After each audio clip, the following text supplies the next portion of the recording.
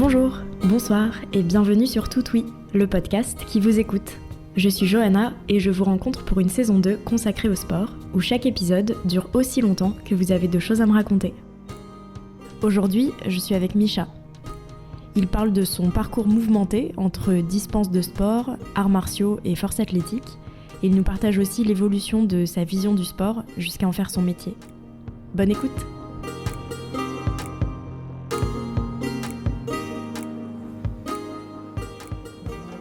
Le sport, moi, j'ai jamais aimé ça. Et j'aime toujours pas ça. Et j'irais même plus loin en disant que je ne considère toujours pas en faire. Vraiment.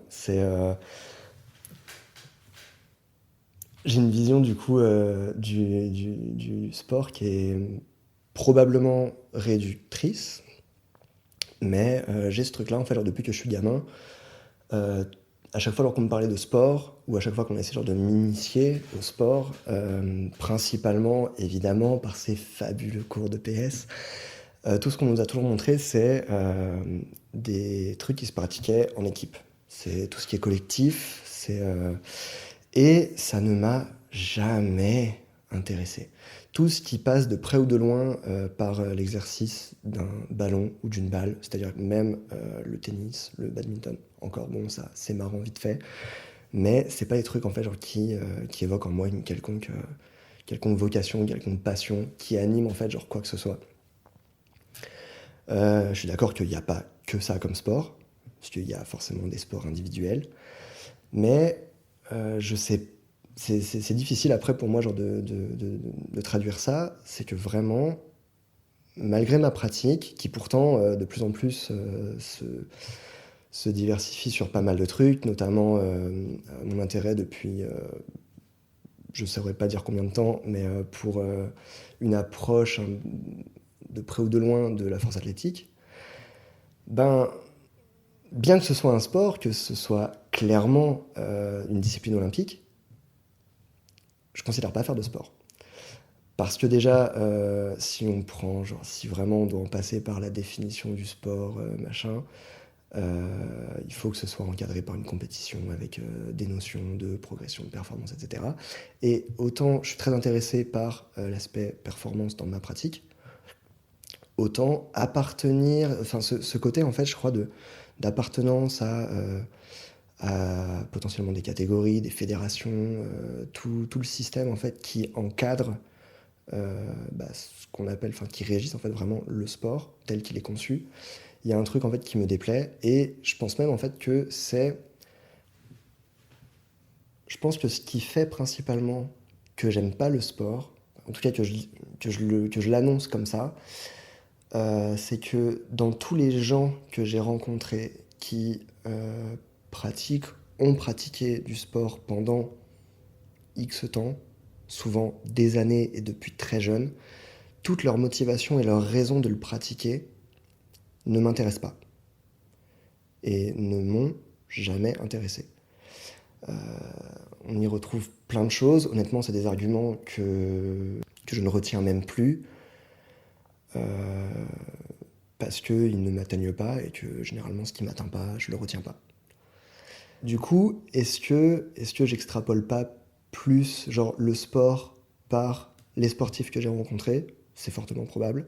Que du coup, c'est un peu, tu sais, genre ce biais sûrement de se dire, ok, si je suis sportif, je dois, pas genre je dois, mais genre je suis en quelque sorte assimilé à ces sportifs-là que j'ai connus et qui ont un discours qui ne m'appartient pas, sauf qu'ils ont tous le même, donc ça veut dire que ça appartient quand même à une certaine sphère, et je m'estime pas dedans, parce que je me reconnais pas là-dedans. Et toutes les fois en fait où j'ai essayé genre de pratiquer un sport parce que soi-disant genre il le fallait, ou pour des raisons parfois plus idiotes, j'ai jamais réussi à tenir. Il n'y a jamais rien qui m'est vraiment motivé. Il y a... J'ai essayé pourtant, j'ai essayé plusieurs trucs, je crois. Une fois j'avais essayé genre peut-être le hand, je crois. Le hand, peut-être Le badminton, je crois que normalement j'en faisais de façon très récréative, mais ça restait quand même une certaine pratique où j'avais quand même une régularité. J'y allais un certain nombre de fois par semaine, même si c'était avec des copains ou quoi. Il n'y avait rien de très, finalement, en fait, de très sportif, c'était très récréatif, tu vois. Mais ça restait quand même la pratique d'un sport, puisqu'il y a un nom, des règles, etc. Et je crois qu'en fait, j'ai toujours un peu genre ce refus depuis le collège, depuis ma grande période punk et rebelle, de me dire en fait un truc genre où il y a trop de règles, ça me va pas. C'est c'est un peu idiot, mais c'est un peu. Il y a peut-être un peu ce truc-là, genre au fond de moi. Euh, mais ouais, donc concrètement, j'aime pas le sport. J'aime pas le sport et plein de gens arrêtent pas de me dire mais pourtant je comprends pas parce que t'en fais, t'en pratiques. Et de fait, j'en ai fait mon métier. Enfin, en tout cas, c'est l'intitulé. C'est l'intitulé de coach sportif. Et en fait, je crois que pas une seule fois, lorsque j'en parle, que ce soit bah, publiquement, genre sur Instagram ou avec des gens ou avec des clients, quoi que ce soit, je n'évoque jamais le terme sport. Eux l'emploient, je ne le réutilise jamais. Je préfère parler d'activité physique, parce que, en fait, concrètement, du sport, c'est une activité physique, mais l'activité physique n'est pas du sport. Et moi, je préfère presque le voir comme ça, par défaut, parce qu'il n'y a pas d'autre mot moi, m'évoque ou me parle davantage que activité physique. Parce que concrètement, c'est une activité parce que tu es en action, tu es en mouvement avec ton corps, donc c'est physique. Du coup, mais j'aime pas le mot, j'aime pas toutes les idées en fait que j'y associe. Et j'ai très peu souvent rencontré des sportifs intéressants. Avec qui, en tout cas, genre, je m'entendais. Moi, en fait, genre, dans ma pratique personnelle, je pratique pour des raisons très particulières. Non, mais en tout cas, pas, enfin, je sais pas, j'ai pas non plus parlé avec tout le monde, on va dire. Genre, je pratique vraiment parce que, euh, pour moi, un des buts dans ma vie, c'est d'arriver à maîtriser mon corps. Et les façons les plus, les plus efficaces, ou en tout cas genre les plus complètes d'arriver à maîtriser mon corps, il y a eu d'abord, depuis tout petit, ma fascination pour les arts martiaux, notamment tout ce qui se rapproche du kung-fu. Donc très peu tout ce qui est karaté, que je trouve trop rigide. J'aime beaucoup ce côté très fluide, très circulaire, très apaisant en fait finalement qu'il y a dans le kung-fu. Donc il y a les arts martiaux qui me fascinent en fait d'une part, et que je considère vraiment comme faisant partie d'un apprentissage en fait du corps, mais il est un peu à part. Et comme ce sont des arts martiaux, et même si en France, enfin en France, dans plusieurs pays, il y a des fédérations, c'est encadré par des compétitions et que ça correspond à tout ce qu'on pourrait régir sous le terme de sport, moi je le mets à part. Pour moi, quelqu'un qui pratique des arts martiaux n'est pas un sportif, c'est un élève. Parce que quand tu pratiques un art martial, tu vas dans une école. Quand tu pratiques un sport, tu vas dans un club. C'est la grosse différence que je mets entre du kung-fu et, et de la boxe. On va dans un club de boxe, on va dans une école d'arts martiaux. Donc pour moi, il y a déjà les arts martiaux d'une part qui sont en dehors du domaine sportif et surtout en fait de la mentalité sportive, en quelque sorte. Pour moi, ça sonne très péjoratif. Je sais que tous les sportifs ne sont pas d'immenses idiots, même si une chanson que j'adore proclame que les sportifs sont des crétins. Mais c'est pas ça la question. Euh, Donc du coup, ouais, il y a les arts martiaux qui sont déjà à part. Et comme ce qui m'intéresse, c'est vraiment en fait, genre, maîtriser mon corps, principalement du coup mon corps dans l'espace, il y a ce truc de ma pratique de prédilection, c'est la calisthénie. Donc tout ce qui va se rapprocher du street workout, donc de, de la pratique en fait de mouvements gymniques, mais un petit peu hors des codes de la gymnastique. C'est un truc en fait qui me fascine parce que euh, tenir genre son corps dans des positions qui défient complètement la gravité, avec tous les leviers les plus absurdes et toutes les contraintes mécaniques sur des articulations aussi frêles pour exercer autant de force sur des trucs aussi petits, je trouve ça incroyable et je pourrais même dire indécent en vrai, parce que ça demande une quantité de, de, de force, de connaissance en fait de ton corps, de patience et en quelque sorte de travail qui sont indécents pour arriver à maîtriser en fait vraiment ton corps dans l'espace de cette façon-là. Et je trouve en fait que l'alliance entre les arts martiaux et la pratique gymnique est un bon combo, est un bon duo pour parvenir à ce que je considère vraiment comme étant la maîtrise du corps. Parce que tu as un côté qui est très en mouvement, qui prévaut vraiment la souplesse, la fluidité. Il n'y a pas un art martial qui soit vraiment rigide, ou alors ça donne l'impression, mais ça ne l'est jamais depuis l'intérieur. Ou l'inverse, ça dépend comment est-ce qu'on conçoit la chose. Et à l'inverse, du coup, une pratique plus en force, complètement statique, et qui doit en fait justement ne permettre aucun relâchement. Là où les arts martiaux, c'est apprendre une gestuelle en fait. C'est un peu comme apprendre genre, un langage genre, pour le corps. Tous les mouvements genre s'articulent, tous tu vois, sont très facilement liés entre eux. Tout est très fluide et finalement en fait tu as tellement ancré des choses de façon automatique dans ton corps que ton corps bouge par tout seul. C'est comme quand tu parles, les mots en fait ils viennent tout seuls parce que ta pensée est structurée. Et tu réfléchis pas vraiment, enfin ça peut se débattre, mais je veux dire tu réfléchis pas vraiment à chaque instant à quel mot va venir après l'autre parce que ta pensée est là et que tu sais à peu près genre quel mot employer, tu vois, pour quel chemin. Les arts martiaux, je le vois un peu de la même façon. Tu sais quoi faire en fonction de quelle situation et du coup ton corps va bouger plus ou moins instinctivement en fonction de... Mais tout est souple, tout est fluide et donc tu as ce côté très, très relâchement, presque détente on va dire.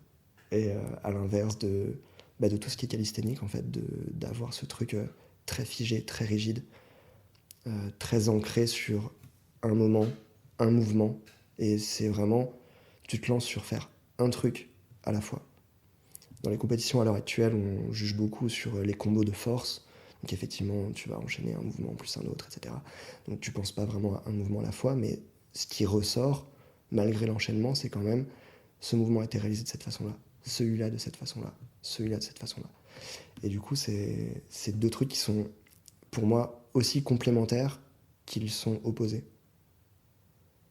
Et je ne peux pas concevoir genre, d'arriver à la fin de ma vie sans avoir réussi à maîtriser en fait mon corps selon ces deux paramètres-là. Déjà parce que c'est des choses qui me fascinent complètement. C'est des exploits que je trouve complètement incroyables, pour pas dire surréalistes. Et de fait, en fait, j'ai envie de les réaliser. Genre c'est un peu, tu vois, ce truc de si c'est pas faisable, bah fais-le, tu vois. Genre comme les bourdons. Ce truc de... Il y a cette phrase de les bourdons ne sont pas faits pour voler, mais ils le savent pas, donc ils le font quand même.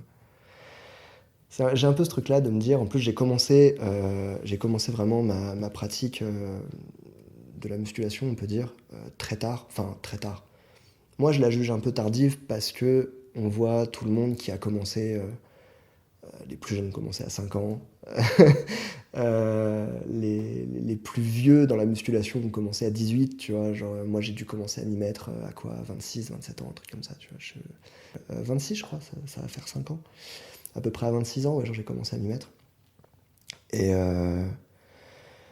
et, et du coup, tu sais, au début, ce qui m'a beaucoup en fait retardé, c'est qu'en fait, genre, tout mon collège, tout mon lycée, en fait, j'étais fasciné par ce genre de truc, mais j'ai été beaucoup abreuvé par des phrases à la con du style des exploits comme ça, faut commencer à 3 ans, sinon c'est pas possible. Et il y a un jour où, je sais pas, je suis tombé genre sur des vidéos YouTube où j'ai vu en fait genre ce truc-là. Parce que quand tu vois des rediffusions ou bien même genre tu sais, des lives de compètes, enfin même des instants genre des JO sur tous ces gymnastes genre sur anneau qui font des trucs qui sont irréalisables. en fait, tu les vois faire avec une telle fluidité, une telle aisance, que eux, oui, potentiellement, effectivement, ils ont commencé à 3 ans, donc c'est genre, c'est leur vie, genre, ils font ça aussi facilement qu'ils respirent. Enfin, en vrai, non, mais on va dire ça. Et du coup, tu te dis, ça a l'air facile, je vois pas l'intérêt.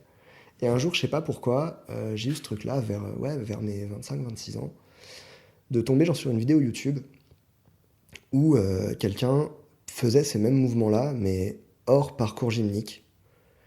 Et je me suis dit, waouh, c'est quoi ce truc-là, tu vois. Et grâce à l'avènement d'Internet, il y a eu plein de gens qui disaient, bah en fait, si tu veux faire ça, fais ça, comme ça, dans cet ordre. Tu vois, donner genre des parcours qui sont bien souvent plus clickbait qu'autre chose, parce que c'est pas vraiment comme ça, en fait, que tu vas l'atteindre, mais en fait, voir, genre, tu sais, cette démarche avec, genre, cette énonce, genre, très facile de dire, bah, tu veux le faire ça, fais ça, regarde, en fait, c'est facile. Je me suis dit, ok, c'est facile, toi tu le fais, pourquoi moi je le ferais pas? Et en fait, j'ai commencé juste comme ça, en me disant, c'est impressionnant, c'est faisable, maintenant j'ai la démarche sous les yeux, viens, je le fais. Viens, j'accomplis un truc, en fait, genre avec mon corps. Parce que j'ai un peu été, enfin, on va pas dire contraint, mais on va dire que j'ai accompli pas mal de trucs. Je dis pas que je suis arrivé genre, au dernier niveau, tu vois, genre loin de là, j'aurais jamais cette prétention-là, mais je veux dire, j'ai accompli genre déjà pas mal de trucs. J'ai eu pas mal de trajets à faire sur les façons de penser, les conceptions du monde autour de soi, bref, dans ma tête. Mais physiquement, j'ai jamais rien fait. J'ai tellement jamais rien fait parce que ça m'a jamais intéressé, parce qu'en fait, j'ai jamais vu quel plaisir on pouvait avoir à faire ça. Genre, j'ai jamais, naturellement, vu des gens pratiquer du sport ou même une quelconque approche de la musculation en me disant waouh, c'est trop incroyable, ça fait quoi cette sensation? Et si je découvrais, et qu'est-ce que c'est? Jamais, ça m'a jamais attiré. Les gens qui courent, les gens genre, qui poussent lourd là, genre dans des salles à travers la télé, tu sais, moi je les regardais, je faisais pourquoi tu fais ça? Franchement, c'était genre collège encore. Il y a eu genre une période où j'ai vécu avec mon père et je le revois encore à regarder en fait genre les rediffs de compète de FA genre au JO. Et, et je le voyais en fait genre enfin regarder ça un peu genre je sais pas genre comme un feuilleton ou tu sais mais on se dit en fait il regardait ça avec un tel intérêt alors que lui ne faisait rien et en fait j'arrivais pas à comprendre. J'arrivais pas à comprendre comment, enfin, ça me fait un peu, tu sais, genre cet effet de gens qui ont jamais joué au foot, mais qui sont genre v'là hype dès qu'il y a le match d'une équipe, quelle qu'elle soit, tu vois. Ça me fait un peu cet effet-là de me dire, mais, enfin, je sais pas, je comprends pas, genre, tu joues pas, t'as aucun intérêt à t'impliquer autant, tu vois. Et genre, lui, je l'ai vu, et ça m'a fait un peu le même effet, de me dire, mais tu fais rien, t'en as jamais fait, pourquoi tu regardes ça? Je vois pas l'intérêt, en fait, genre, pourquoi tu l'as comme ça, genre, tu sais, par procuration? Je voyais pas du tout quel intérêt tu pouvais avoir à regarder ça, genre derrière ta télé. Surtout qu'en plus, quand tu vois honnêtement genre de la force athlétique au JO, les mecs font ça, enfin les gens font ça avec une facilité déconcertante. Tu ressens pas à travers la télé, tu ressens pas en fait genre la difficulté qu'il y a, tu ressens pas en fait genre, tu sais, le combat qu'il y a. En tout cas du souvenir que j'en ai de ce moment-là où je les ai vus, tu vois. Genre, je voyais juste genre des bars avec plein de couleurs, des gens qui se pointaient et qui faisaient des trucs, et je me disais, mais il y a quel intérêt, tu vois? Parce que, genre, c'est trop facile, toi t'es là, genre, tu manges devant comme si tu regardais, genre BFM, tu vois. Je vois pas l'intérêt, je comprenais pas l'intérêt. Alors que maintenant, je sais que ce genre d'exploit, il n'y a rien de banal. Il n'y a rien de banal, parce que maintenant j'en suis à un stade où je me suis déplacé pour aller voir une compétition, tu vois. Et que j'étais peut-être un des plus hype sur place, et que c'était fou, et que j'y retourne dès que j'en ai l'occasion, avec le plus grand plaisir. Donc il y a eu énormément de parcours, mais en fait, ce parcours-là, justement, il a été acheminé parce que je me suis rendu compte qu'en fait, il y avait des choses que je pouvais accomplir avec mon corps, que j'avais jamais accompli. C'était ça mon fil. Euh, et ouais, c'était ça. Donc, du coup, je disais euh, que je faisais rien avec mon corps et que je comprenais même pas ce qu'il faisait, que je comprenais encore moins ce qui les regardait. Et à tel point que je faisais rien, j'aimais tellement pas ça, j'ai réussi à arracher une dispense de sport de ma seconde, troisième, parce que je l'ai redoublé, jusqu'à la fin de mon lycée. Donc ça fait que pendant 4 ans, j'ai pas foutu le pied à un cours de PS. Et c'était pas pour faire des trucs à côté. C'était juste parce que me parlez pas de sport, votre PS, j'en ai rien à foutre, et en plus être noté dessus. Mais oubliez-moi. Oubliez-moi. Déjà, en fait, à ce moment-là, en vrai, j'étais contre, déjà, genre, ce qu'on nous imposait en EPS, mais j'avais aussi ce truc, en fait, de me dire, vous voulez que je pratique du sport? Ok. Vous voulez, genre, me dire que ça doit être, genre, qu'il doit y avoir, genre, une notion de plaisir? Ok. Pourquoi des notes? Et ça, j'ai jamais compris. Genre, honnêtement, mettre des notes sur des cours d'EPS, j'ai jamais compris. Et ça doit être tout ce circuit-là où je me disais en fait, ouais, bah, pas le sport, tu vois. Genre EPS, éducation physique et sportive. Sportive, c'est ça, le sport? Non. Après, je sais qu'il y en a plein qui disent, ouais, j'ai été dégoûté lors du sport à cause de l'EPS. Moi, en vrai, il y avait vraiment pas que ça. C'est que vraiment, en fait, je ne trouvais aucun intérêt. J'ai déjà essayé depuis relativement depuis le milieu du collège et au lycée, j'ai nourri quelques complexes physiques. Et de là, j'ai essayé de me mettre au sport à quelques reprises, en faisant des trucs éclatés, genre me dire tiens, je vais faire tant de pompes un soir, le lendemain j'en ferai une de plus et je vais faire ça pendant X temps. Ou après, genre même à commencer genre à trouver genre des routines genre sur des sites ou sur YouTube. Je crois même, tu sais quoi, que la première routine que j'ai trouvée, c'était sur un forum. Ouais, je suis vieux. J'ai trouvé genre une vieille routine, genre de pompe, je crois, genre sur un forum. Le truc était complètement éclaté. Enfin, je ressentais rien, c'était pas du tout dur. Alors que pourtant, j'avais choisi, le mec avait proposé genre plusieurs routines, genre un débutant, intermédiaire et avancé, je crois. J'avais choisi, je sais plus laquelle, intermédiaire ou avancé, et j'avais rien ressenti. Je ressentais pas l'effort. J'avais eu aucune sensation genre musculaire, le lendemain pas de courbature alors que j'avais jamais rien fait de ma vie, donc si tu te fais genre une séance en théorie t'as des courbatures, tu vois. Et, et là genre j'avais rien ressenti, j'avais même pas en fait genre la satisfaction genre de l'accomplissement. Et pourtant j'en ai fait des conneries, il y a eu une période où je m'astreignais je crois à faire un truc comme je sais plus si c'était tous les jours ou tous les 2 jours, mais je crois, genre, je me tapais des 300 ou 500 abdos tous les soirs ou tous les 2 soirs. Ouais, non, mais il y avait des trucs ignobles et complètement débiles. Et ça, parce que, bah, comme je te disais, tu vois, ça tenait genre du complexe physique et genre, j'ai toujours été un peu genre au milieu, c'est-à-dire que je voyais des gens qui étaient plus gros que moi et d'autres qui étaient beaucoup plus maigres, en tout cas plus secs, on va dire plus gras, d'autres plus secs. Moi, j'étais au milieu. J'étais dans ce truc où genre, jamais dans ma vie, même en revoyant maintenant genre, les photos que j'ai de moi petit jusqu'à maintenant, il n'y en a pas beaucoup, mais bon, ça existe. Même moi, genre jamais, genre je me regarde en me disant, je suis gros, c'est pas possible. Et, mais pourtant, ouais, à ce moment-là, bon bah, c'est lycée, complexe, tout ça, les conneries. Et je me voyais, pas spécialement, je me voyais gros, mais je me voyais en tout cas pas assez sec. Mais dans ma tête, c'était pas assez sec, c'était juste pas assez maigre. Donc il fallait genre que je perde du poids. Et, et donc j'ai essayé d'abord de me muscler en me disant ouais bah genre tu sais si je mets plus de muscles. En vrai je sais même pas genre quelle logique j'ai eu derrière quand j'essayais genre de faire des pompes ou je crois qu'en vrai j'ai même jamais essayé de faire d'autres choses. Si j'ai déjà couru dans ma vie, je déteste ça maintenant, mais j'ai déjà couru dans ma vie. En fait c'est ça, j'ai eu genre des périodes où je me mettais genre à faire des trucs un peu absurdes. Genre, il y a eu du coup genre ce truc-là genre au lycée où dès que je voulais genre commencer à faire du sport, je faisais que des pompes. Passé le lycée, j'ai commencé à parfois genre j'allais courir. Ou bien il y a eu aussi une période où tout ce que je faisais c'était les jambes. J'ai fait genre ce truc, je crois que euh, il y a plus de go muscu en vrai qui devraient suivre un peu cet exemple. Mais genre 3 fois par semaine, je faisais les jambes et les mollets.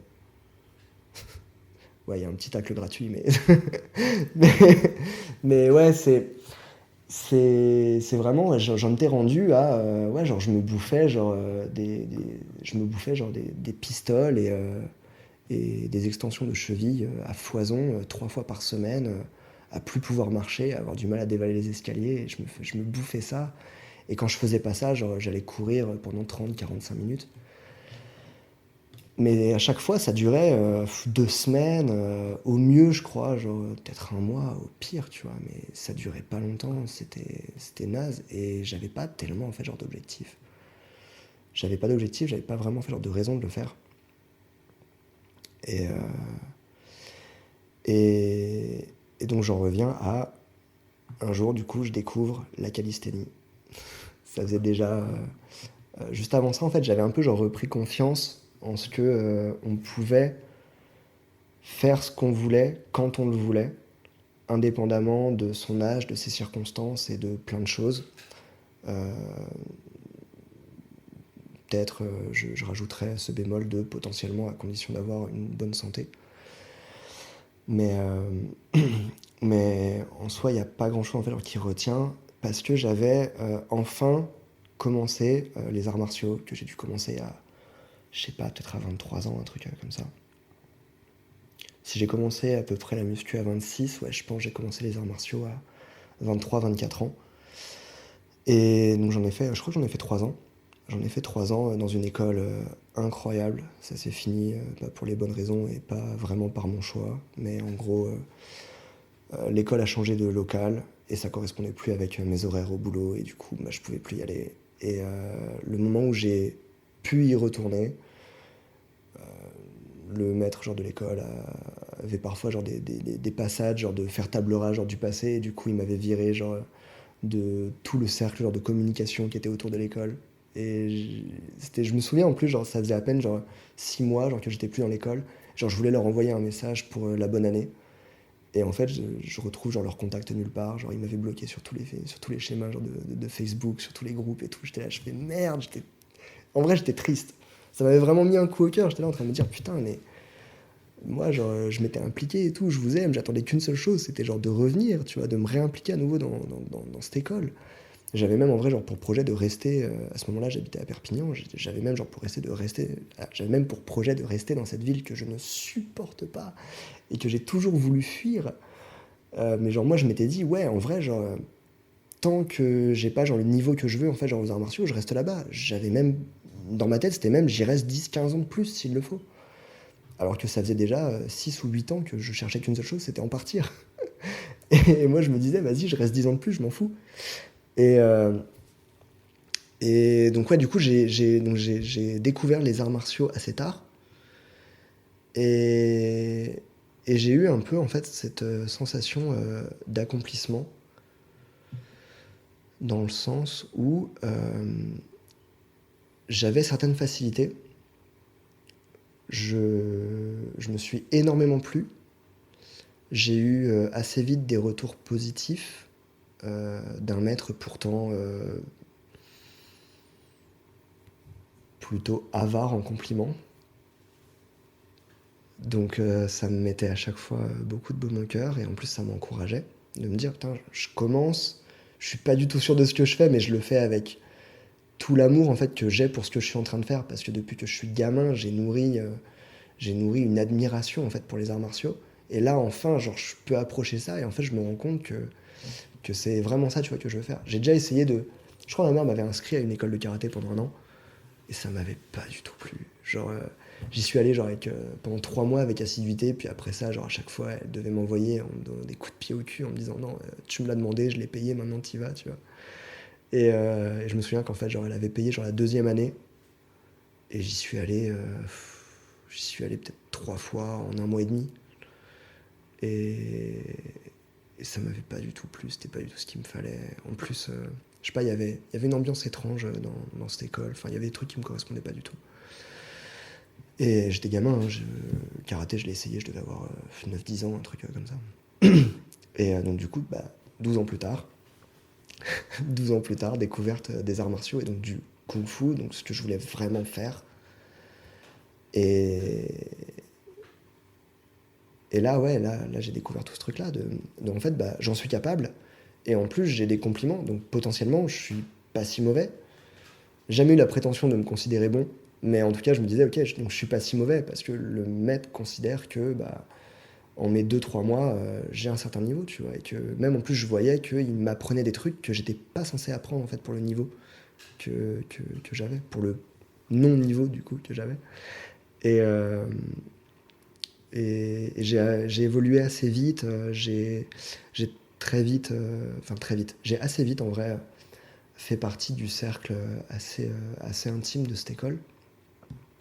D'autant plus pour ça que avoir été banni, banni, ouais, c'est un peu comme ça que je l'ai vécu, quoi, de cette école-là, genre en refusant à nouveau le contact, juste parce que j'avais pas donné de nouvelles pendant 4 mois, parce que ils avaient changé de locaux et que je pouvais plus y aller.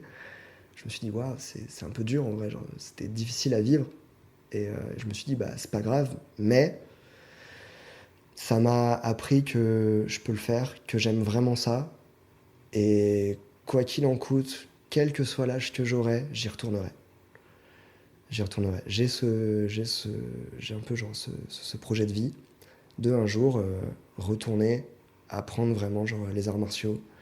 Mon rêve, ce serait, mon rêve, un des projets, vraiment, parce que je le compte vraiment comme un projet, c'est d'aller genre dans le pays, l'apprendre là-bas genre pendant 1, 2, 3, 4, 5 ans s'il le faut, si je peux apprendre genre sur place, auprès de, des maîtres natifs là-bas qui eux ont appris depuis leurs 3 ans en école, genre en immersion. À l'heure actuelle, il n'y a pas vraiment genre de monastères qui sont là. Les seuls monastères qu'on peut trouver sont un peu genre des attrapes touristes. Les véritables écoles, en revanche, sont généralement dans des vieilles bâtisses un peu abandonnées. Ça ressemble vraiment genre à des lycées, sauf que les installations sont pour les arts martiaux. Et il y a des dortoirs et des machins, et ça n'a rien à voir avec la vie monastique. Mais t'as quand même les horaires de tu te lèves à telle heure pour l'entraînement, tu manges avec eux, il y a des trucs en fait vraiment comme ça qui se font où en fait tu payes généralement à l'année et t'es en immersion totale en fait dans tout le truc et t'apprends quoi. Et t'as même certaines écoles après qui te délivrent un diplôme si tu y restes assez longtemps et si t'as le niveau. Donc autant dire que genre un diplôme d'un maître chinois, ça rajoute quand même un truc, tu vois. C'est pas genre ta vieille ceinture noire en France fédérale que tout le monde peut passer en un an de pratique. Non, elle est super facile à obtenir. La ceinture noire fédérale, en France, de tous les retours que j'en ai eu, t'as pas besoin d'avoir genre la ceinture noire en fait dans ton école en vrai pour l'avoir. Ou alors la plupart des écoles, je pense à tout ce qui est fédéré, généralement karaté, judo, en fait le niveau est extrêmement nivelé dans le sens où il y a 14 000 grades avant d'arriver à la noire. Mais ils ont mis, et je pense que, ça dans le sens où c'est pas que un ressenti, je crois vraiment qu'on peut trouver des gens qui sont dans ce système-là qui le disent, c'est qu'en fait c'est un système de gradation qu'ils ont dû implémenter en arrivant en France, en fait en important la discipline en France, parce qu'en fait en France on n'a pas ce truc-là, en fait on a besoin entre guillemets genre d'avoir genre cette carotte tous les 6 mois, 1 an, de dire ouais j'ai une preuve, tu vois, que j'ai avancé, et donc c'est pour ça que je reprends du coup mon exemple du karaté que j'ai connu. Tu vas commencer genre avec ta ceinture blanche, puis après tu peux avoir genre une barrette, ou 2 ou 3, et après t'as la jaune et blanche, après t'as la jaune, et en fait quasiment tous les ans, en fait tu peux avoir genre un petit truc en plus, tu vois, qui fait que en fait tu vas rester, essayer de progresser, et en fait même limite genre ils te la donnent juste parce que t'es resté là 1 an, tu vois. Il y a certaines écoles en vrai c'est ça, c'est genre t'es resté là 1 an, t'as réussi à montrer 2 trucs en plus, allez hop on te file une ceinture. Parce qu'en fait, il y en a tellement qu'ils se disent non, mais c'est bon, de toute façon, il y a le temps avant de vraiment genre, mériter un truc. Et moi, du coup, dans ce que j'ai pratiqué, en vrai, il y a 3 ceintures. Il y a 3 ceintures, c'est tout. C'est genre la deuxième, tu l'obtiens pas avant, si vraiment tu t'impliques comme un dingue, je crois, pas avant 3-4 ans. Mais en général, le parcours, il te faut 6 ans pour avoir ta deuxième ceinture.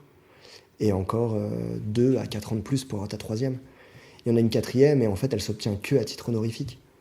Donc ça n'a rien à voir. Et moi c'est plus en vrai ce truc là, tu vois, genre qui me motive de me dire bah ouais en fait genre je suis débutant et ça me dérange pas en fait genre d'être débutant pendant 6 ans parce que je me rends compte, parce que faut prendre conscience en fait qu'il y a un chemin incroyable en fait à abattre dans cette discipline là.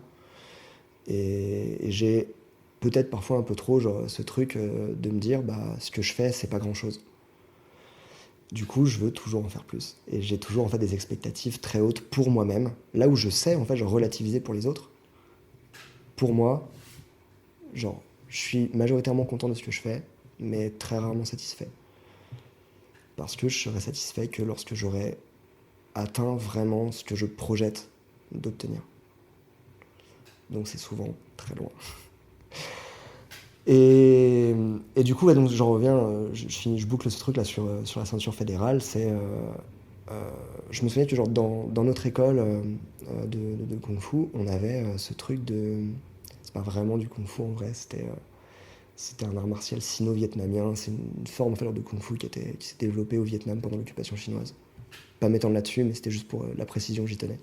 Et, et je me souviens qu'une fois on en parlait à la fin d'une année révolue de ma pratique, où du coup le maître de l'école qui lui avait dû passer la ceinture noire fédérale parce que t'es obligé en fait d'avoir ta fédérale pour ouvrir une école,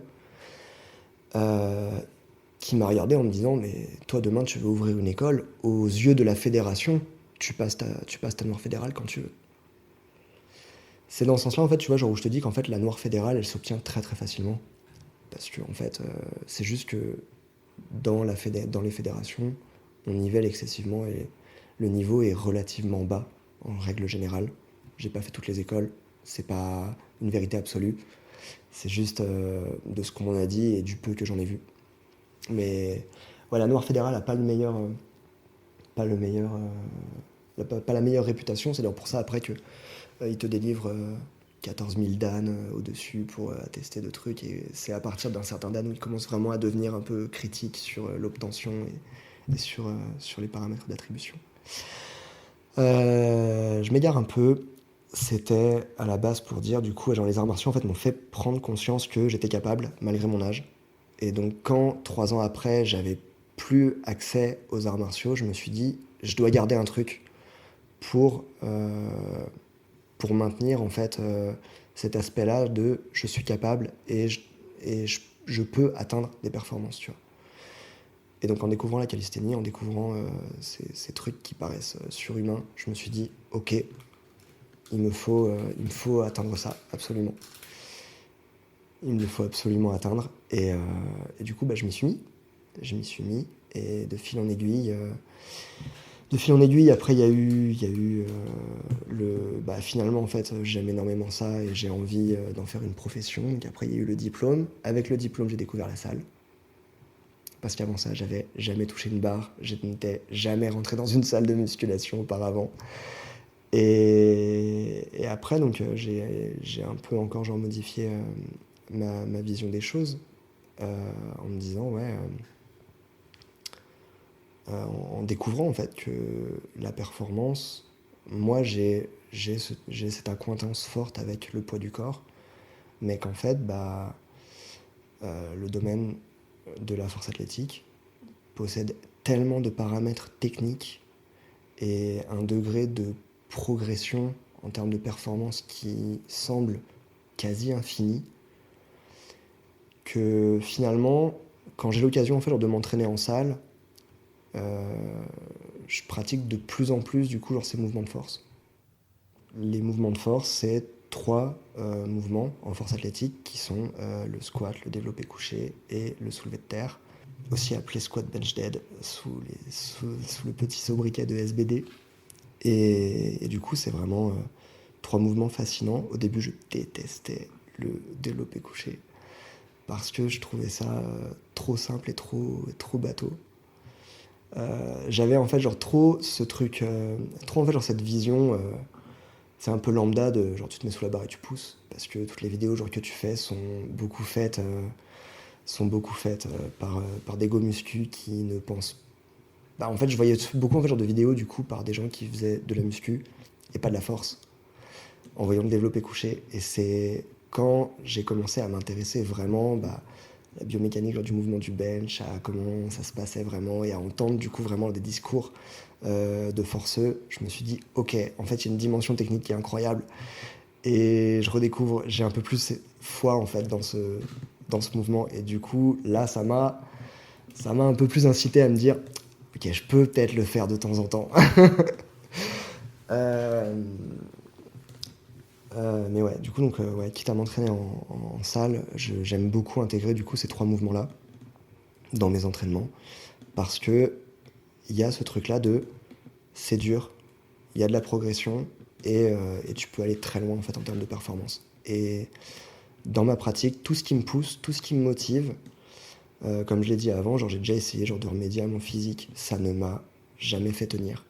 Depuis que je m'intéresse à ma performance, à ma progression, là en fait j'arrive à tenir. Parce que il y a une preuve toute bête qui est juste empirique en fait, c'est que ça fait maintenant bientôt 5 ans que je ne me suis jamais forcé à aller m'entraîner. Jamais. Alors que j'ai commencé chez moi, avec le peu de matériel que j'avais aucun cadre, parce que j'étais rendu au chômage. Donc j'avais pas de rythme, pas de cadre, très peu de matériel.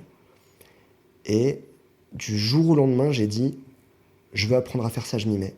Du jour au lendemain, j'ai raté aucune séance. J'ai toujours... ça m'a jamais en fait genre demandé d'effort parce que je savais que genre le chemin, enfin le travail en fait à abattre pour arriver où je veux, il est gargantuesque et que déjà genre je commence tard. Si je m'arrête maintenant ou bien si je prends trop de temps, j'y arriverai jamais. Donc je charbonne autant que je peux. Si je commets des erreurs, je m'en rendrai compte sur le parcours et je rectifierai, mais je m'arrête pas. Et tout ça en fait c'est l'appât de... En soi c'est... Je pense en fait vraiment dans le fond c'est genre me prouver en fait que ça j'en suis capable. Parce que du coup comme je le disais c'est... J'ai jamais aimé ça, j'ai jamais vu l'intérêt. Et là, en fait, je découvre de l'intérêt pour un truc qui m'a toujours plus ou moins débecté, en fait, que j'ai toujours presque exécré à certains stades de ma vie. C'était vraiment genre... Je crois vraiment, en fait, j'ai eu un moment dans ma vie où genre tu me disais que tu faisais du sport, j'arrêtais de te parler, quoi.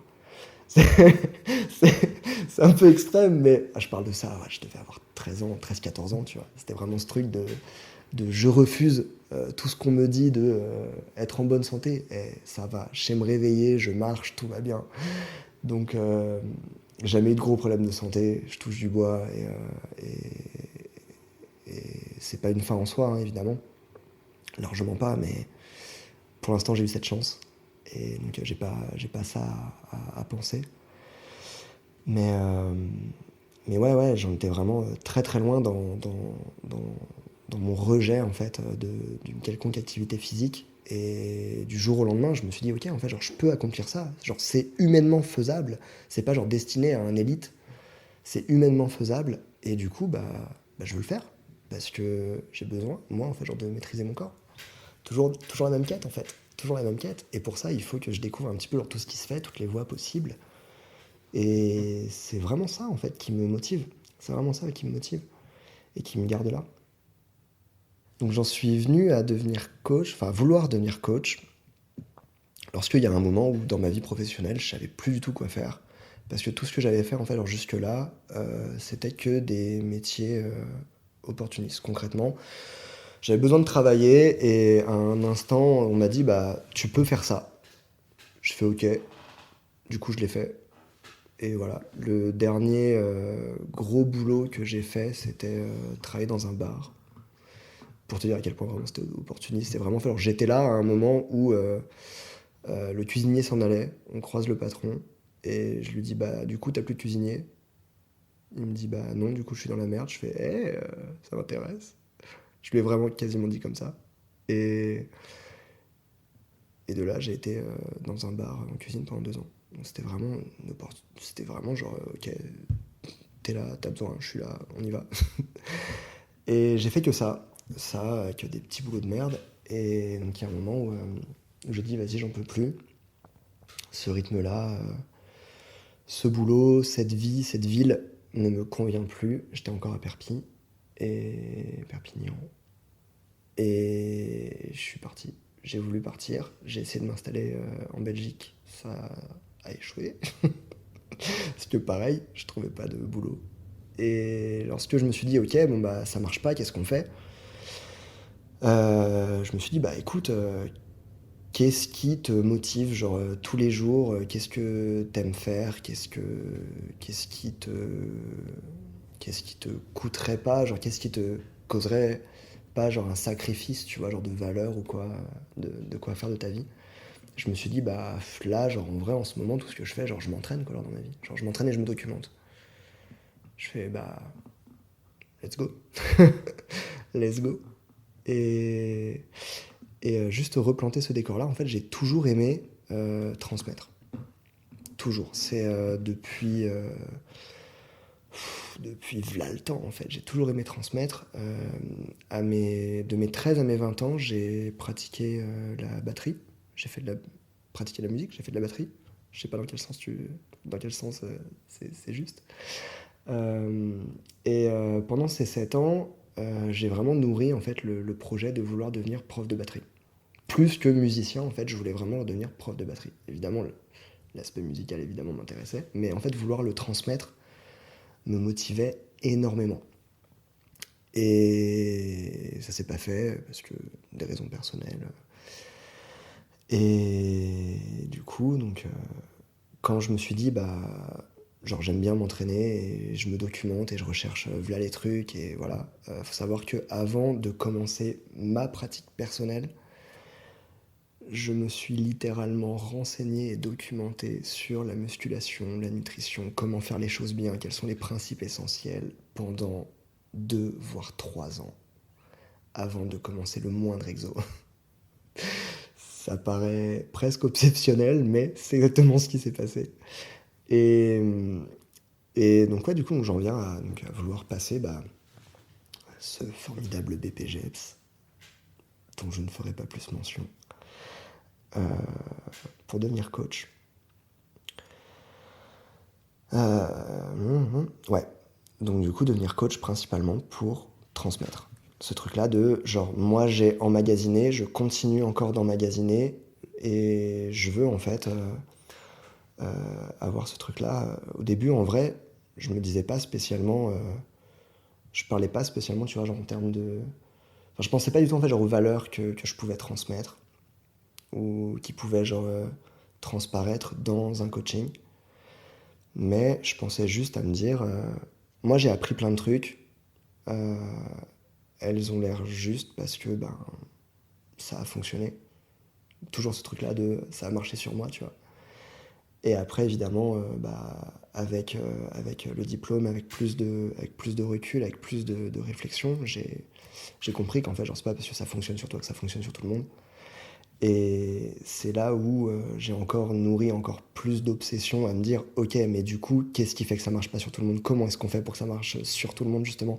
C'est quoi les problèmes? D'où est-ce que ça vient? Comment est-ce qu'on les résout? Qu'est-ce qui implique quoi, etc. En fait, comment s'adapter juste à quelqu'un? Et, ça devient vraiment genre une énorme motivation. Et je veux en fait genre transmettre ça, transmettre bah du coup ce qui moi en fait genre me motive et ce qui m'a aidé en fait à tenir et finalement en fait à m'accepter puisqu'à l'heure actuelle je ne juge que par, enfin je ne pratique que pour ma performance et mon physique est le dernier de mes, enfin est la dernière de mes préoccupations. Je ne m'en soucie pas du tout.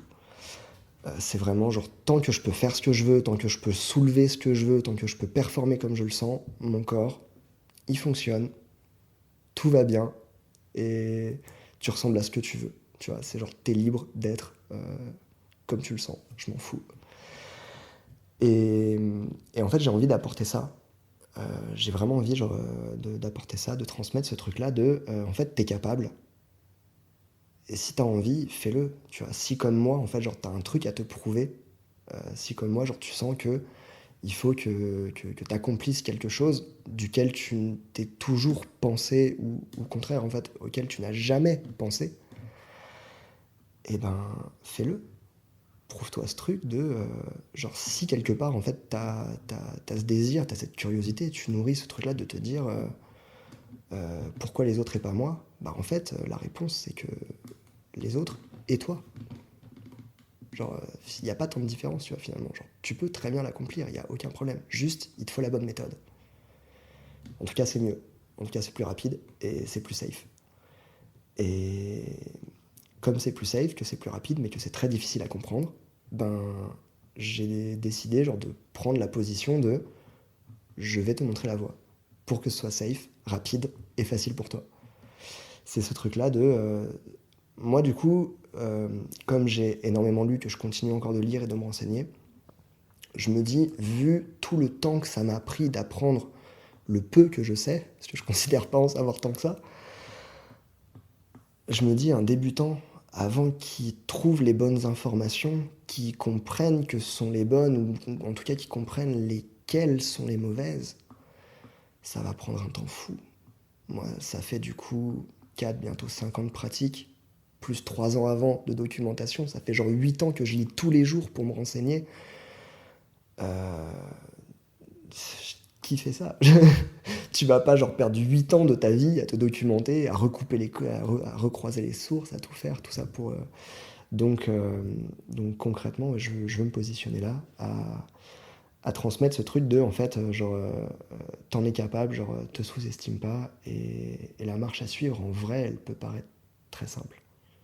Et je veux être ce truc-là de... Pour moi, un coach, c'est un peu, tu vois, comme un guide. C'est un peu... c'est plus... il est là, pour te montrer la voie et te faire gagner du temps, en quelque sorte. Et ça paraît très réducteur. En fait, je crois que pour les gens qui n'ont jamais eu de coach, on se rend pas compte à quel point... C'est pas pour me vanter moi, c'est là je le dis en pensant à des coachs que je connais, dont je vois le travail et dont je vois les résultats et dont je vois l'approche. Et je me dis, en fait, on se rend pas compte à quel point un coach, c'est fondamental dans une pratique.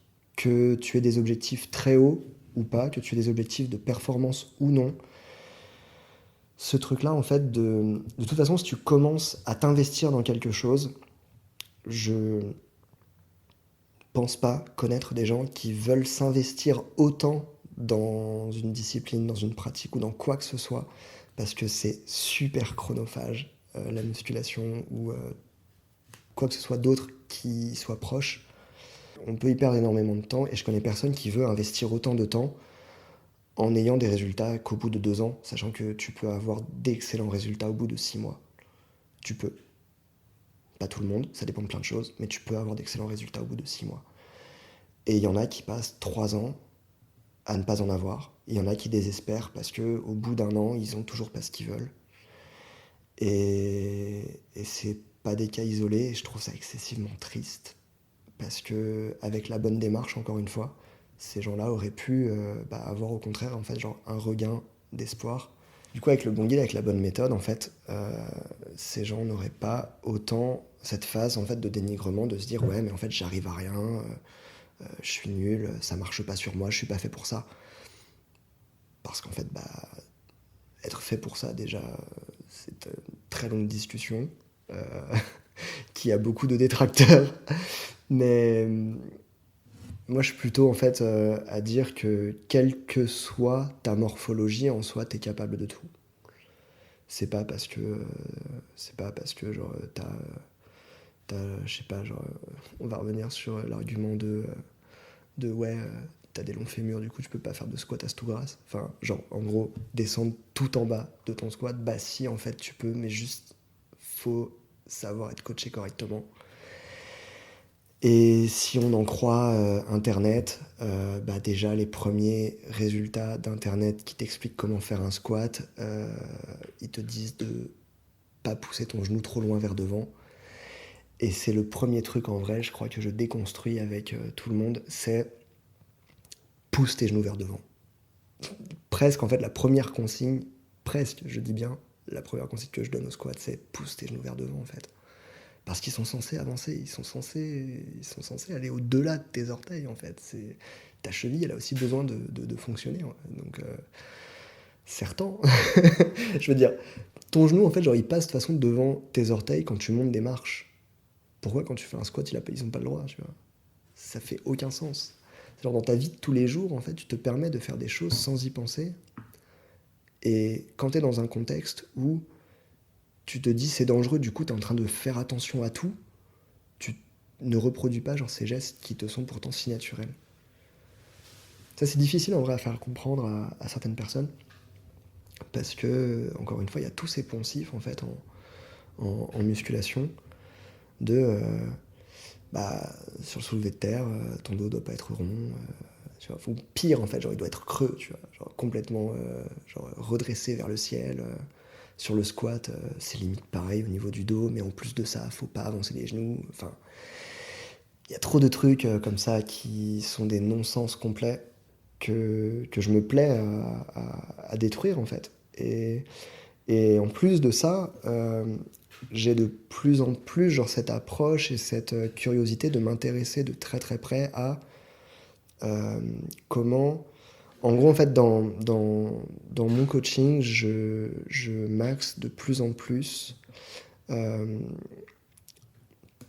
sur le côté, évidemment, performance, mais je me documente de plus en plus sur vraiment la force, que ce soit d'un point de vue force athlétique, d'un point de vue street lifting, donc qui sont les dips et tractions lestées.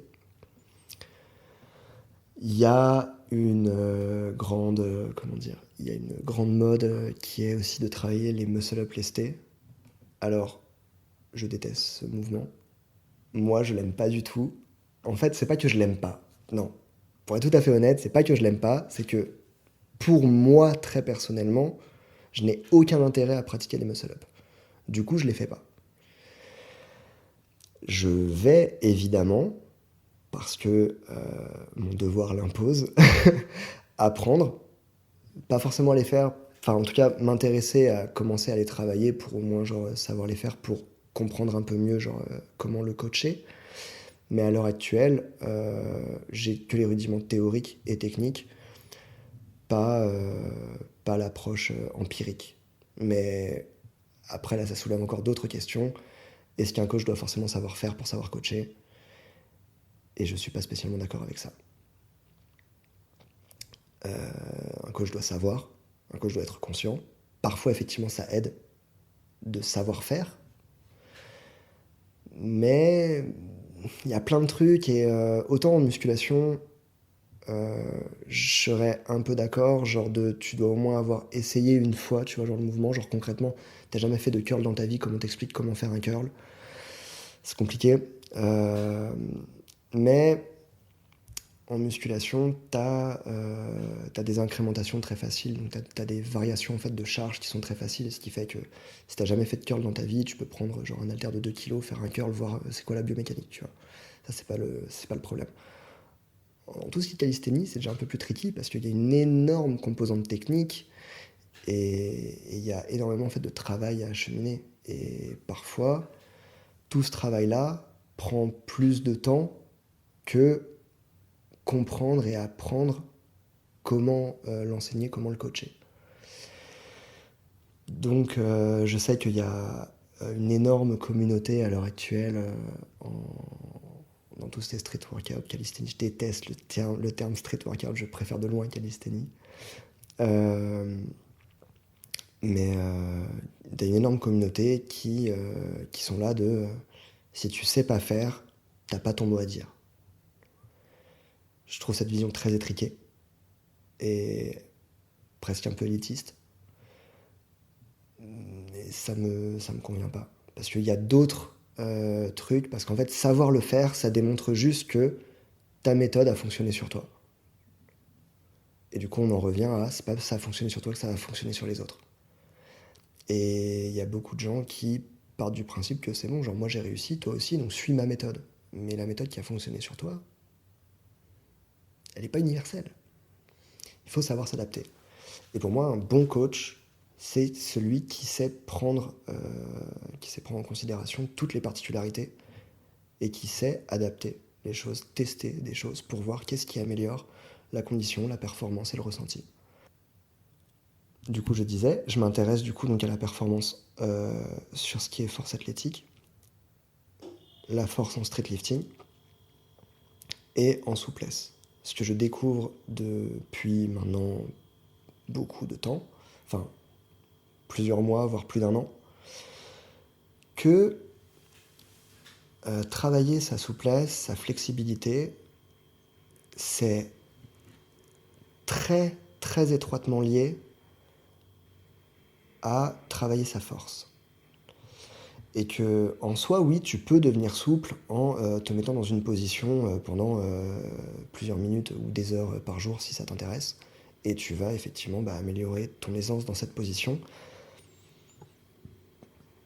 J'ai envie de dire, qu'en est-il de ta production de force dans cette position? Là où j'ai commencé vraiment à prendre conscience que ce genre de travail-là m'intéressait énormément, c'est le jour où j'ai vu quelqu'un euh, descendre en grand écart et remonter sans se servir de ses mains. À la seule force de ses adducteurs, en glissant sur le sol, il a réussi à se remettre debout. En gros, il est remonté de son split comme il en est descendu. Et là, j'ai fait OK. OK, il y a un truc à creuser. En fait, voilà, finalement, genre, mon approche en fait des choses, ça a toujours été ça. C'était waouh, OK, ça c'est incre, je veux le faire. Je veux le faire, je veux le comprendre. Et du coup, en fait, comme c'est ça, genre, qui me motive vraiment, bah, de surcroît, je veux l'enseigner, je veux le transmettre. Et ça me plaît d'autant plus que euh, tout ça, en fait, pour moi, ça contribue à détruire des schémas, détruire des poncifs. Euh, j'ai beaucoup entendu les gens qui sont souples ne sont pas forts. J'ai beaucoup entendu ça. Genre, si tu sais faire le grand écart, euh, t'as pas de force dans tes jambes. Ben, comment dire que, en fait, pour savoir faire un grand écart, faut quand même pas mal de force. Je vais pas faire tout le topo d'un point de vue physiologique, mais vraiment, en fait, genre physiologiquement, tes muscles, s'ils sont capables euh, d'aller dans de telles amplitudes, ils ont un potentiel de force bien plus grand que quelqu'un qui n'a aucune amplitude. Donc du coup, c'est vraiment un argument caduque. Et tout ça, c'est... En vrai, je crois qu'à l'heure actuelle, j'aurais du mal à concevoir un programme, même axé entièrement force, sans implémenter quelques exercices qui tiennent plus en valeur du travail de souplesse. Même si c'est une approche de très loin sur un grand écart ou un truc comme ça, mais travailler en fait genre toutes ces charnières-là qui sont soumises à énormément de stress sur des, j'ai envie de dire sur des courses internes, enfin sur des courses très courtes, en gros sur des mouvements qui sont du coup très répétitifs et sur des amplitudes en fait très fermées et très connues. Parce que un squat, même si on parle d'un squat avec la plus grande amplitude que tu puisses imaginer, ben ça reste une amplitude très fermée pour la majorité de tes muscles qui sont impliqués dedans. Je pense à tes adducteurs, tes fléchisseurs de hanches sont très limités. Quand tu reviens debout, tes fléchisseurs de hanches ne sont pas étirés. Tes adducteurs, ils peuvent être sollicités en fonction de ta technique et de tes compétences, sur un squat j'entends, mais ça ne veut pas dire qu'ils travaillent dans toute leur amplitude. Donc ils sont toujours sur des amplitudes très restreintes. Et je pense que ça peut que être bénéfique pour la performance de justement chercher, évidemment, sur du travail accessoire, euh, bah, des amplitudes plus grandes et chercher en fait du coup des exploitations de force sur des amplitudes auxquelles ils ne sont pas habitués. On en revient un peu à ce discours de est-ce qu'il vaut mieux travailler en amplitude complète ou en amplitude partielle. Je prévaudrais toujours l'amplitude complète. Toujours. J'entends des coachs qui ont 15-20 ans d'expérience qui disent ouais, de plus en plus je réduis les amplitudes. Généralement, c'est des coachs qui parlent d'hypertrophie, pas forcément des coachs qui parlent de performance. Et en vrai, même pour de l'hypertrophie, je recommanderais jamais, enfin, jamais, faut pas dire jamais, mais je recommanderais pas plus de 30% en vrai genre du travail en amplitude partielle. Si vraiment il le faut pour le ressenti, ouais, mais pas moi.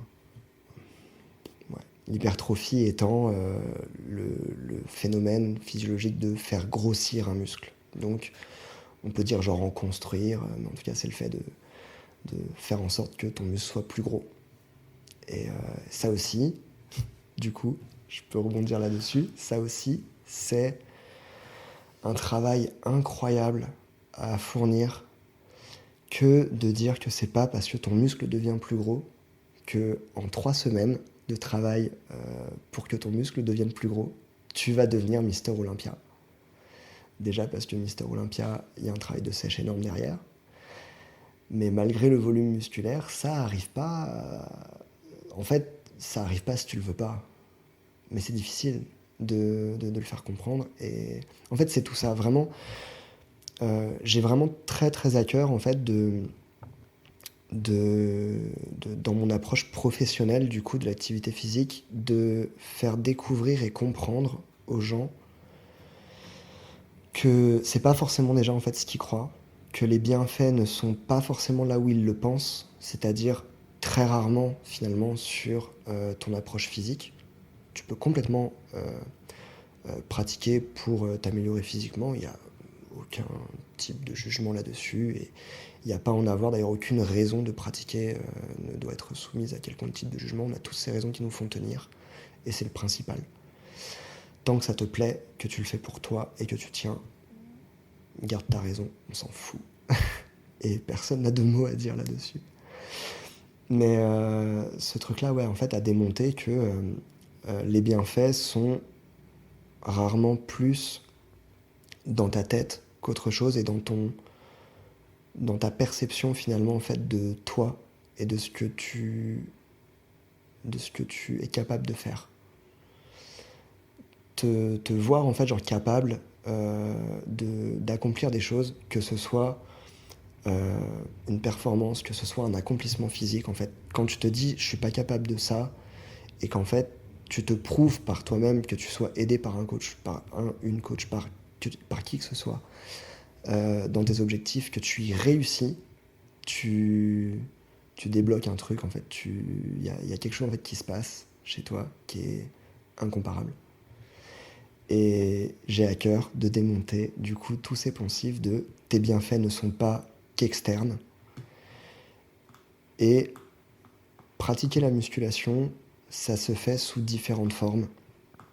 C'est pas juste soulever plein de poids très très lourds et crier partout dans la salle en établissant un statut ou bien en occupant un espace dingue. D'ailleurs, ça c'est un truc fou, c'est que finalement, en fait, les gens qui crient partout, genre en salle, pour faire comprendre que eux, ils fournissent un effort, moi, en vrai, ça me fait toujours jubiler parce que de la compète, du coup, que je suis allé voir il y a assez peu de temps, ben, les gens soulèvent des poids incroyables, fournissent des efforts qui sont impressionnants, et il n'y en a pas une seule personne qui crie. Le seul moment où on les entend crier, c'est lorsqu'ils ont réussi leur lift. C'est le cri de la joie. C'est le cri de « je l'ai fait, je suis super content d'avoir réussi ça ». C'est pas le cri du « oh c'est dur, je suis obligé de le faire savoir ». Et ça c'est pour moi vraiment ce qui nourrit en fait un cliché et quelque chose de très nocif pour tout ce milieu. Et je veux être à contre-pied en fait genre de tout ça, tu vois. Ce truc de t'es pas là en fait genre pour montrer que en fait non, t'es là genre pour toi. Déjà, de base en fait, t'es pas là pour montrer. Je vais juste arrêter en fait dans cette phrase là, c'est genre t'es pas là pour montrer. T'es juste là pour toi. Et ce qui est dur pour toi, bah c'est dur pour toi. Et si t'as un objectif, ça peut être en tout cas de faire en sorte que ce qui est dur pour toi maintenant, dans X temps, bah c'est pas dur pour toi. Et du coup, tu t'es prouvé en fait que t'étais capable. Et donc on en revient à ce schéma-là de la muscu, c'est pas ce que tu crois. Et c'est pas ce que tu crois non seulement dans les bienfaits, mais c'est pas non plus en fait ce que tu crois généralement dans la pratique. Parce que bien pratiquer, c'est très rarement ce que tu vois pratiquer. Très très très rarement. Je pense que si j'avais un conseil à donner à soit quelqu'un qui veut s'y mettre ou qui n'ose pas s'y mettre, ou genre à moi, tu vois, à 13 ans, qui qui exécrait tout ça. Je pense que j'irais juste sur le côté du...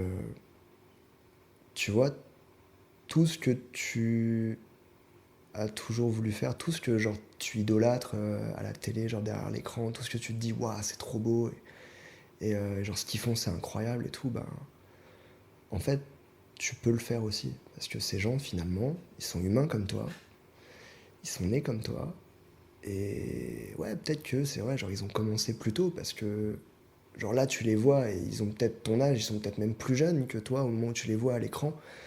Et c'est ça, en fait, qui fait que à cet âge-là, ils ont ces capacités, c'est parce qu'ils ont eu tant d'années de pratique. Mais ce qu'il faut le voir, c'est pas l'âge auquel ils ont commencé, c'est l'investissement qu'ils ont eu pendant une certaine durée. Et je pense vraiment que, quel que soit ton âge, si tu y mets l'investissement et le temps qu'il faut, tu peux atteindre quasiment tout ce que tu veux. Tout ce qui t'a fait rêver, tout ce qui t'a fait, tout ce qui t'a fait, tout ce qui t'a émerveillé en fait. Tout ça, tu peux l'accomplir. Genre, fais-toi confiance, tu peux le faire. Vraiment, tu peux le faire. Moi, mes objectifs personnels, genre, euh, je mets des trucs assez loin. En fait, mais sur du très très très long terme. Genre, en gros, quand je te dis ça, c'est genre, j'aimerais, genre, entre guillemets, genre, j'estimerais à l'heure actuelle, je le vois comme, j'estimerais avoir réussi à poser ma pierre dans ce domaine, le moment où où en fait, j'aurais réussi à, je pense, monter un espèce en fait genre de complexe où j'aurais genre d'un côté une salle où du coup je pourrais éduquer les gens en fait à la pratique physique et d'un autre côté euh, une école en fait genre d'arts martiaux parce que je veux vraiment en fait genre reprendre les arts martiaux et j'aimerais en fait arriver à un stade, enfin j'aimerais en fait reprendre vraiment pas juste pour mon plaisir mais enfin pour mon plaisir évidemment, mais en plus genre dans l'optique de atteindre un niveau qui me permettrait d'enseigner et avoir en fait comme pour moi en fait genre la maîtrise du corps passe par l'approche du coup de la calisthénie et des arts martiaux. J'aimerais en fait ouvrir un complexe où je pourrais enseigner les deux. Ça, ce serait vraiment un but au très très très long terme. Et j'aimerais aussi, évidemment, enfin pas évidemment, mais je veux dire, j'aimerais beaucoup trouver des gens, en fait, genre, tu vois, sur mon passage, avec qui je puisse, genre, monter une équipe qui me permette, en fait, d'encadrer et d'avoir ça, en fait, qui tienne, qui tourne très bien, tu vois. Donc, il faudrait plein de gens et tout, mais même en vrai, déjà, même sans penser à dans aussi longtemps, mais déjà sur du moyen terme, dans, dans juste pour l'instant, ce qui est mon activité de coach, euh, faudrait déjà qu'elle se lance un peu plus. Mais j'apprécierais beaucoup en fait leur travail en équipe avec d'autres gens qui aient d'autres spécialités, d'autres spécialisations, euh, pour que en fait tout soit complémentaire et pour que genre le suivi en fait aux gens qui font appel à moi du coup à nous soit vraiment optimal quoi, que tu aies autant un suivi de comment dire vraiment très quali que ce soit sur l'entraînement sur ta nutrition sur tout en fait j'aimerais avoir ouais genre en fait qu'on soit genre une équipe pour proposer genre le meilleur truc et que ce soit vraiment genre suivi au mieux et à terme en fait soit élargir l'équipe soit changer enfin j'en sais rien tu vois après genre ça dépend aussi des gens il y a des visions aussi genre sur le très très long terme qui peuvent pas forcément être partagées par tout le monde mais c'est vrai que sur très très loin ouais j'adorerais avoir ce truc là où j'ai un espèce genre de complexe en fait genre tout en un où tu peux avoir à la fois genre ton entraînement ton apprentissage martial ton potentiellement même un ostéo, un kiné du sport, tu vois, genre dans le truc, pour aider aussi à la récupération, une nutritionniste, enfin, une personne nutritionniste, quoi. Euh, ouais, tout ça, c'est vraiment ce qui me tiendrait à cœur d'accomplir au long cours, quoi. Même si je dois l'accomplir à 60 balais, mais au moins l'accomplir avant que je meure. Et c'est pour ça vraiment, moi je m'en fous si je dois reprendre genre les arts martiaux, si je dois, entre guillemets, genre commencer, tu vois, genre vraiment les arts martiaux à 45 ans. Si c'est là où j'ai l'opportunité, je le ferai. Mais je veux le faire. Je veux le faire. L'âge m'importe peu. C'est aussi un des trucs que je veux prouver et que je veux inculquer. C'est que commence à n'importe quel âge. Si t'as envie de le faire, si ça t'a démangé toute ta vie, ou si tout à coup, genre t'as une révélation en te disant vas-y, je veux le faire, fais-le. Fais-le. Et je veux être une de ces figures de proue qui vont te prouver que c'est possible. Je veux vraiment. Et voilà. C'est ça. C'est ce truc de je veux ouvrir ce foutu complexe. Obligé. Obligé. Je serais pas content tant que je l'aurais pas fait.